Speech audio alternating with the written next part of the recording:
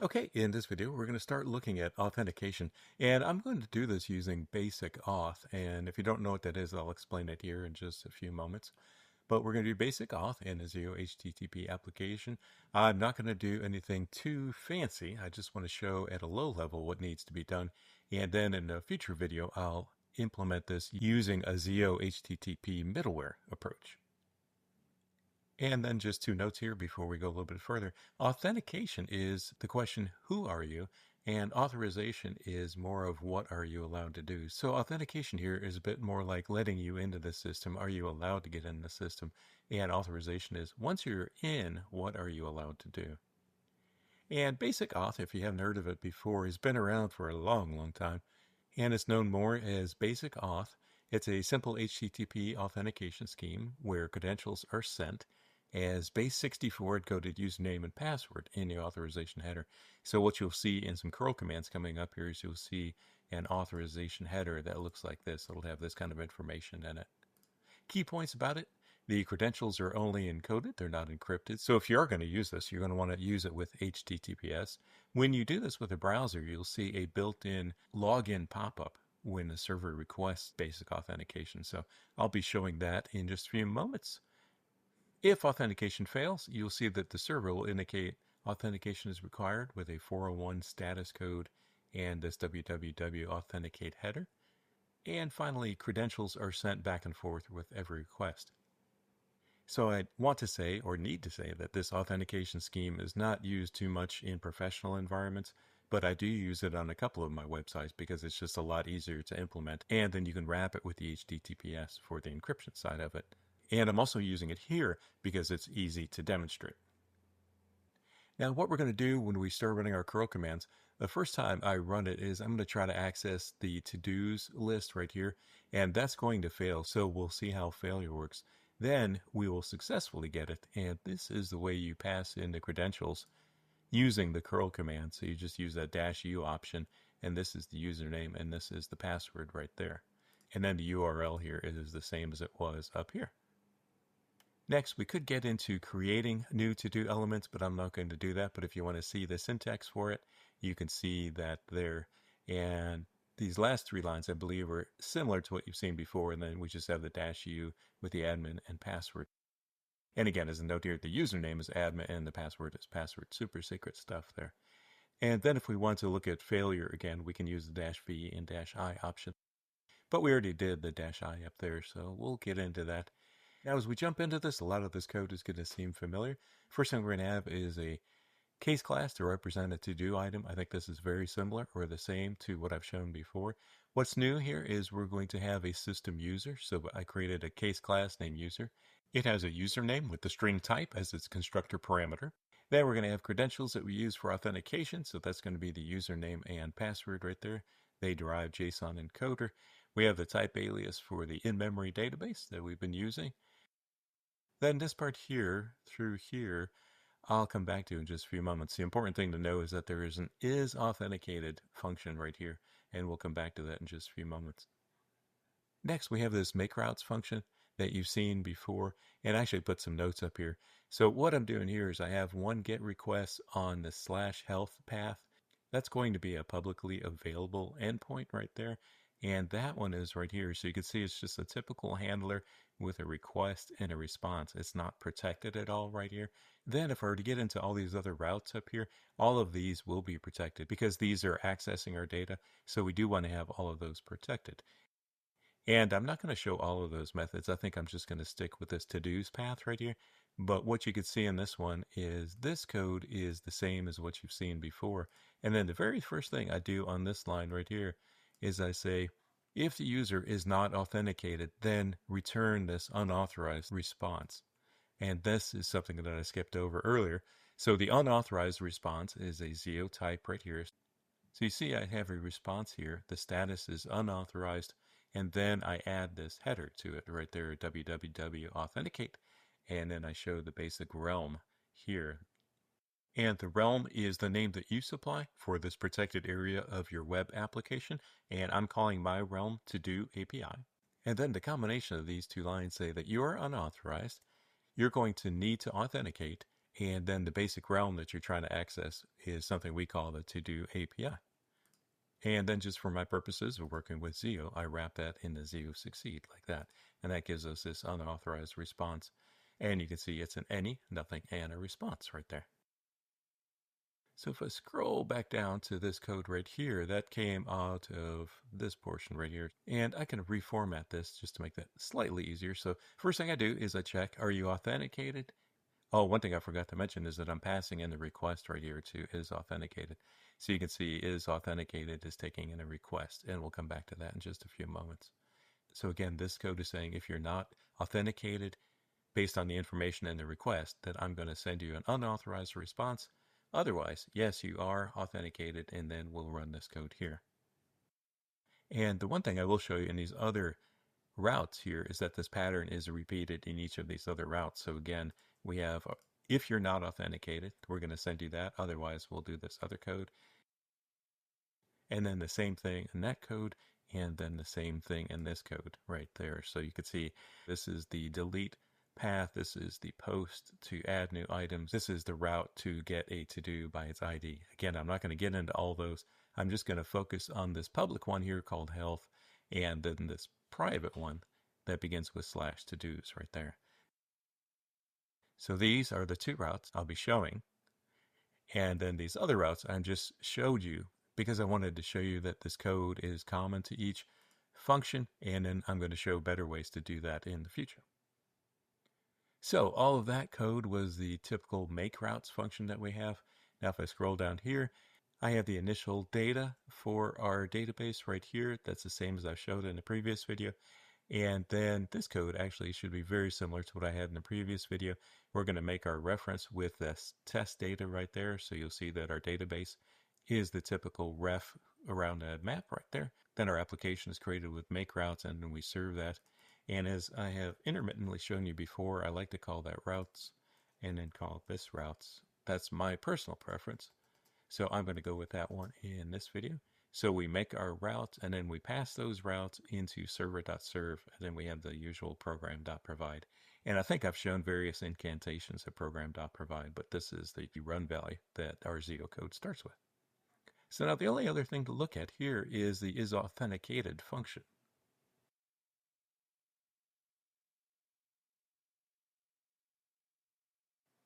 So as I mentioned, this function takes in a request. It returns a Boolean of whether you are authenticated. And I start off with this may be authenticated for expression right here. And as you see, that's going to be an option of a Boolean right there. So I wrote this code right here. And honestly, I think the other function below is probably going to be a little bit easier to read. So let me comment that out and replace it with this. So this is basically the exact same function. I just changed the way this if function is implemented right here. So again, we have maybe authenticated is an option of a Boolean, then we have a for expression. So we start by getting the authorization header from the list of headers. So we go into the request, we say give me your headers, and then we get this authorization one right here. So that gives us the string right here. And then there is some stuff. If I go up to the comments, the part here where it talks about the specification RFC 7617 only requires checking for the string basic space. So what that means is in my code right here, all I have to do is check and say, if the authorization header starts with basic space, then yes, this is what I'm looking for. Go ahead and proceed with trying to decode that authorization header. And actually specifically looked that up to make sure I was doing this right, and I am, because what happens is that the request looks like this string right here. So it will be that basic and then space, and then there's going to be some base 64 credentials over here, and these base 64 credentials are going to vary for every combination of a username and password. So the only thing you really can look for is that basic space right there, because everything after that over here is going to vary. So that's where this code comes from right there, is checking to make sure that starts with basic. And then if that's true, what we want to do is here, we want to get the substring of that authorization header. We want to start at index 6. That's what this means here, is start at the index 6 and then go to the end of the string. So that's how you get everything after the basic space right here is with a substring like that. Then once you have that substring in here, you want to use this decode base64 function, and that will give us this decoded array of bytes right here. That's the way decode 64 works. Then we just convert that into a string here, so credentials will be a string, and then we're going to get the username and password out of these credentials by splitting on that character right there. So as you can imagine, I should have shown an example here, but that string at this point would look something like, oh, this is going to be your username here, and then this would be your password here. That's kind of what we're dealing with at this point. So that gets us to this point of having this username and password. And then down in the yield block, I check if the username equals admin and the password equals password. Then this combination of tests will return true. Otherwise, you could still come to this point and have the wrong credentials, and that would be false. I do note here that you want to get this from a data store. You don't want to hard code that into your program. Okay, so then if I back up here, this entire for expression right here is going to return an option in the end. So that's why this is an option of a Boolean right there. So what I say here at the very last part of the function is go ahead and either return the Boolean that you have inside the sum value, or if you're dealing with a none, then return false here. So saying get the value out of here or else return false. That's the way that code works right there. And I may come back to this code later. Once you start seeing some examples, this code's going to make an awful lot more sense once you start seeing the data that you're working with. Let's see, what else do I have? The only other thing I have is I wrote this decode base64 function right here. And all I did was write a little wrapper around this code right there. So this decoder comes with Java, and all I did was wrap it with allcatch.opt, and that gives us this option of array of byte. And that's where the function is called right here. So again, you can see that's an option of array of byte, and then this will be the array of byte right here.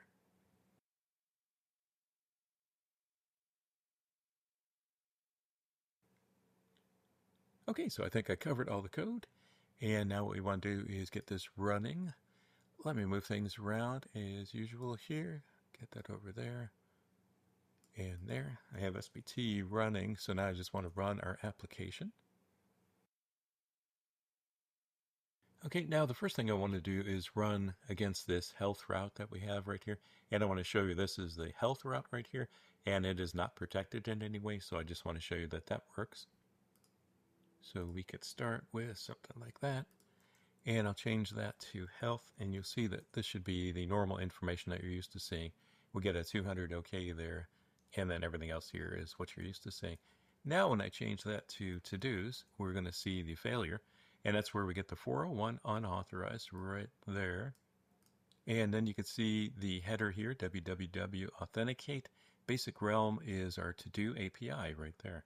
So this portion of the code is what we're handling when we call is authenticated, and then we return this unauthorized response right here. So now you can see that we have the unauthorized response, which is that right there. And then the header that we added right there is this information right here. So that's saying you are not authenticated to access the to-dos path right there. So to be authenticated, the way we do that with a curl command is we add in this -u, and this is the super secret username and password. So now when I do that, you'll see that we do get the data back from the to-dos route. And when we come back to that code right here, you saw that if you are not authenticated, get that response. That's what happened here. This time we are authenticated, so we run through the usual code right here, and we get the JSON in the end right there. So that's what that authentication looks like there. The other thing I think I wanted to show was the -v option here. So you can see more information as this goes out. Okay, see if I leave that right there. So what I wanted to show is with the -v option, you can see that the curl client, which starts right here, is sending this information. So here's the get request right there. You've seen that in all the previous videos.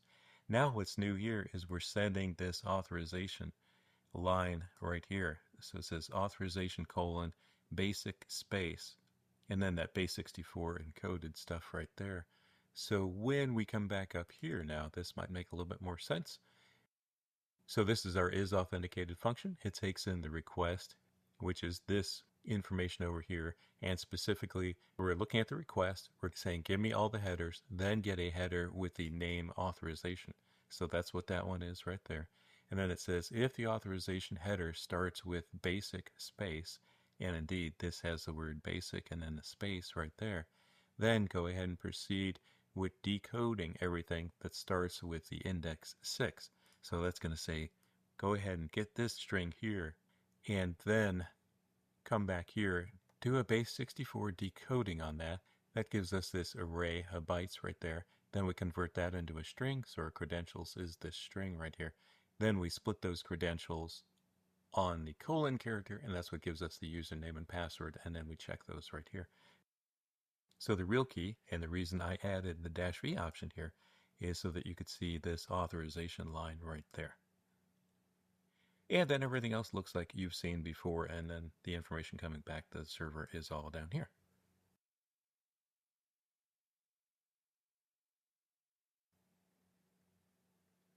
There's one other thing I was going to show you, and you may have seen this if you've ever used Basic Auth with a web browser before, so please stand by for just a moment. Okay, so this is the URL for our server, and I'm going to try to access this without any authentication. And when I do, this is the pop-up menu that you saw when I was talking about things earlier, and I mentioned a pop-up menu somewhere around here. This is the pop-up menu that a browser will show, or specifically, this is the pop-up menu that Firefox shows you. And I haven't tried this part yet, but all you need to do is type in admin there and password here, and that will sign you in. And then you get that data back. So we get the JSON data back, and that's what it looks like right there. So that showed you the success. And now this time I'm going to use the Safari browser. I'll try to access that again. And you can see Safari gives you a little bit of a different look here. It's still a pop-up window, but the UI is a little bit different. And this time, instead of signing in, I'll just cancel. And similarly, this is the Chrome browser. And if I put that URL in there and hit it, this is what their Basic Auth pop-up looks like. And again, I'll cancel that. And I was about to open the developer tools down here, but they are nice enough to show the HTTP 401 error right there. And again, I just wanted to show this in our web browser so you'd have an idea of how this works if you haven't seen this before. So in summary, this is a little bit of an implementation of Basic Auth in a ZIO HTTP server-side application. As I note here, I don't do anything too fancy. I just show you at a low level what needs to be done. And then I believe it's the very next video, I will show the built-in ZIO HTTP middleware approach to solving the same problem. I also want to mention that even though I'm using Basic Auth in this video, the techniques I showed of authenticating a user before potentially showing data will be similar for any other authentication protocol you want to use. Other than that, I want to thank you for watching, and I hope this has been helpful.